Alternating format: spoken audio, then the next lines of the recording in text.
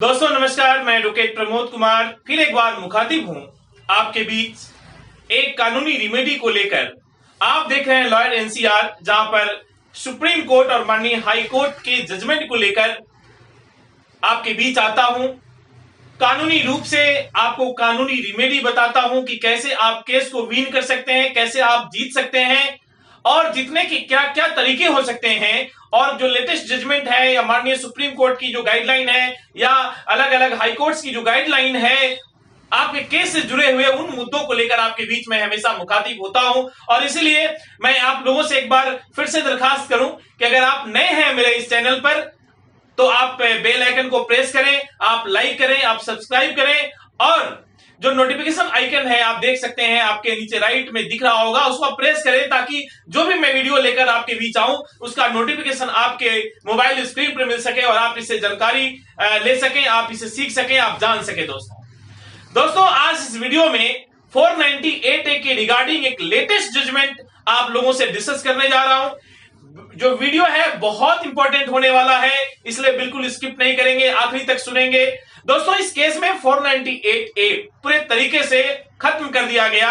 अब बहुत सारे ऐसे लोग होंगे जो दर्शक हैं, सुनने वाले हैं, व्यूअर्स हैं, जो सब्सक्राइबर हैं, वो आप सभी लोग झेल रहे होंगे या आप लोग काउंटर केस करने से डरते हैं, तो आप लोगों के लिए आज ये वीडियो मैं बना रहा हूं। इस केस में दोस्तों हस्बैंड के द्वारा काउंटर केस किया गया था।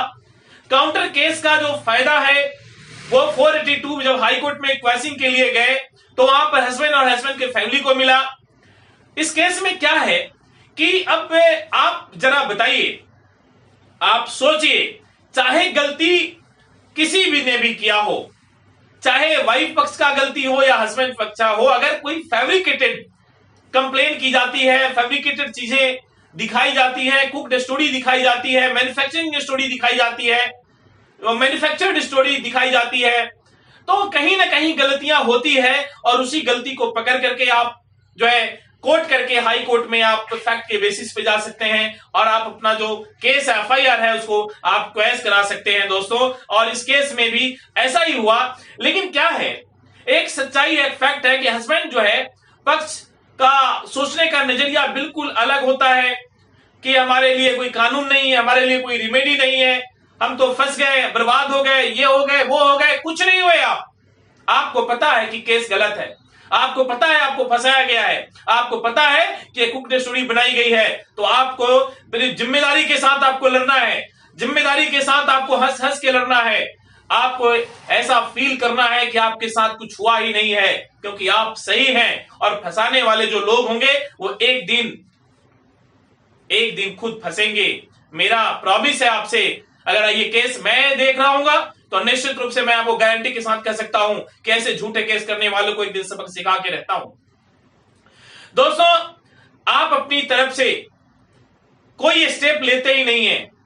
वाइफ ने केस कर दिया, आप परेशान हो गए, वाइफ के पक्ष के लोगों ने आपको फंसा दिया, आप बिल्कुल परेशान हो गए, ऐसा लगा कि अब कुछ बचा ही नहीं है, कुछ नहीं हुआ। ऐसे तो पता नहीं क्या हो जाएगा। आप लड़िए, लड़ना सीखिए और तरीके से लड़ना सीखिए। हाँ, केस कब और किस स्टेज में करना है इसके लिए अब मैंने वीडियो बनाया है। आप जाकर के पास्ट हिस्ट्री में जाइए, यूट्यूब पे चैनल पे पड़ा हुआ है, वीडियो को सुनिए कि कब और किसके स्टेज में कौन से केस करने हैं। दोस्तों जब आप अपनी तरफ से कोई स्टेप लेते ही नहीं है तो आपको रिमेडी कैसे मिलेगा? जब आप अपने तरफ से कोई केस करेंगे, जब अपने तरफ से कोई कंप्लेन करेंगे, तभी तो आपको रिमेडी मिलेगा। इसलिए दोस्तों आज का ये वीडियो बहुत महत्वपूर्ण होने जा रहा है, बहुत इंपॉर्टेंट है। साथ ही साथ आप इस केस में एक चीज और देखेंगे और वो ये देखेंगे कि ये पूरे मामले में पति के द्वारा सही समय पर सही कदम उठाया गया है, सही समय पर काउंटर केस किए गए हैं, जिसके आधार पर माननीय मध्य प्रदेश हाई कोर्ट ने 482 में केस एफआईआर को क्वेश कर दिया। इसलिए बहुत इंपॉर्टेंट वीडियो है, आप इस वीडियो को देखिए, आप समझिए। लेकिन दोस्तों इस तथ्य को जानना जरूरी है, पूरे फैक्ट को जानना जरूरी है कि ये केस क्यों महत्वपूर्ण है, ये आपको जानना क्यों जरूरी है। जो मैं आपको बताने जा रहा हूं उसमें सारी चीजों को एक्सप्लेन करना जरूरी है, जानने की आवश्यकता है कि कैसे इस केस को लीड किया गया, क्यों आपको जरूरी है। ये सारी चीजें मैं क्लियरली आपको बताने जा रहा हूं, इसलिए आप स्किप नहीं करेंगे, आप आखिरी तक सुनेंगे।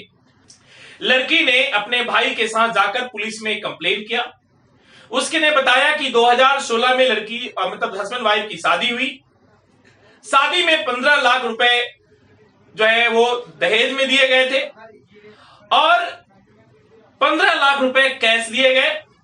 कुछ समय के बाद ही दोनों में डिफरेंसेस होने लगा, दोनों में डिस्प्यूट हो गया और परिवार के लोग, पति, सास, ससुर, ये सभी लोग मिलकर के जो है वो प्रताड़ित करने लगे और अतिरिक्त दहेज की मांग करने लगे और इसी के लिए वो मारपीट करना शुरू कर दिए। यहां तक कि उसने कंप्लेंट में यह भी बताया कि बहुत बार तो उसके जो फादर इन लॉ, जिसको ससुर आप कह सकते हैं, यानी पति के फादर, तो कभी पैचअप करने की कोशिश नहीं किए और लड़की के फादर कई बार बुलाए अपने समधी साहब को, यानी लड़के के फादर को, वो लोग मिलने नहीं गए, ऐसा भी इस कंप्लेन में बोला गया। दूसरी बात दोस्तों, उसके बाद महिला जो है वो वुमेन सेल में कंप्लेन करी। कंप्लेन में कोई फ्रूटफुल जो डिसीजन है वो नहीं हुआ, लड़की के पक्ष में नहीं हुआ या पति के पक्ष में नहीं हुआ। पति, देवर, सास, ससुर और ननद पर उसने आरोप लगाया कि सभी लोग 15 लाख रुपए का अतिरिक्त डिमांड करते हैं क्योंकि वो फ्लैट खरीदना चाहते हैं और फ्लैट खरीदने के लिए वो पैसे का डिमांड कर रहे हैं। कह रहे हैं कि फ्लैट खरीदना है, 15 लाख रुपए लेकर आओ और नहीं तो मैं इस घर में रहने नहीं दूंगा।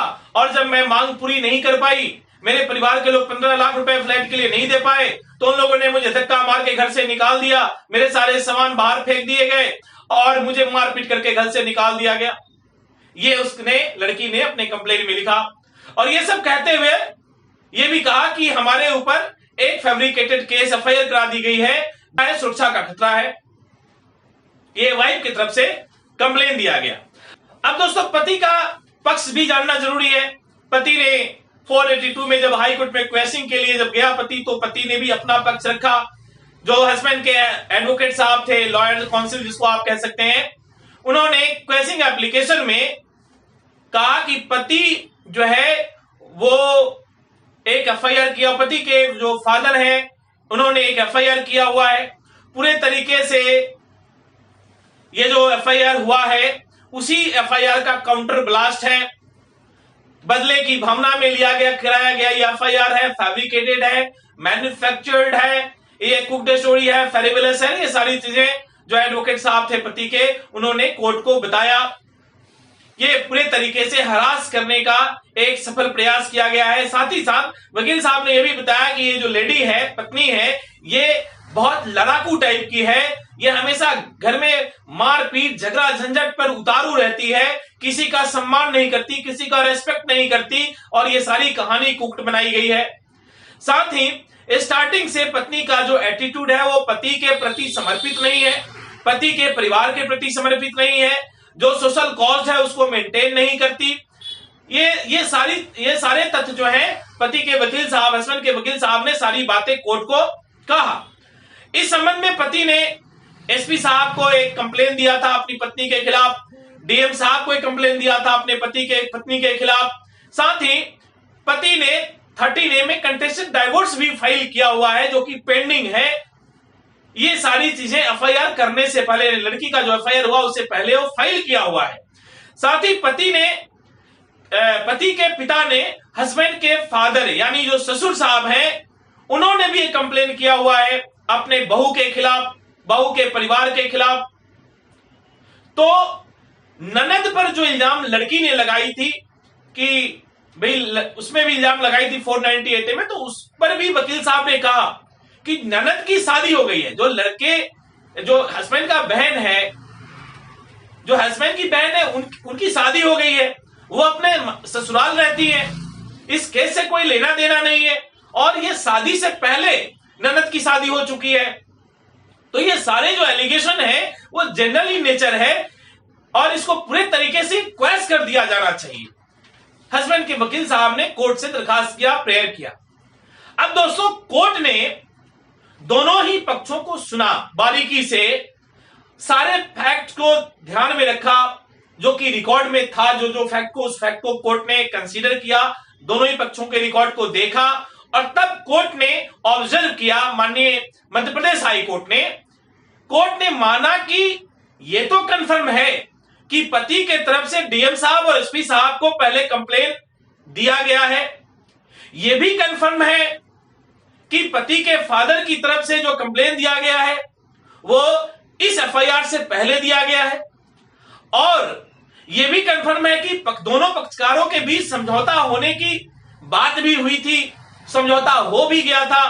तो इस प्रकार से पति को राहत मिला माननीय हाई कोर्ट से, क्योंकि हस्बैंड ने दोस्तों बिल्कुल सिलसिलेवार तरीके से स्टेप बाय स्टेप कोर्ट में अपना पक्ष रखा, समय पर काउंटर केस किया और इसी को आधार मानते हुए माननीय हाई कोर्ट ने पूरे एफआईआर को क्वैश कर दिया।